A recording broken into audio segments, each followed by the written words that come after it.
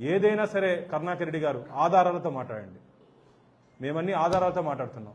Clean chit ఎక్కడిచ్చిందయ్యా? అసలు నెయ్యే కాదంటుంటే స్వామివారికి నేను ఒకటే సూటిగా అడుగుతున్నా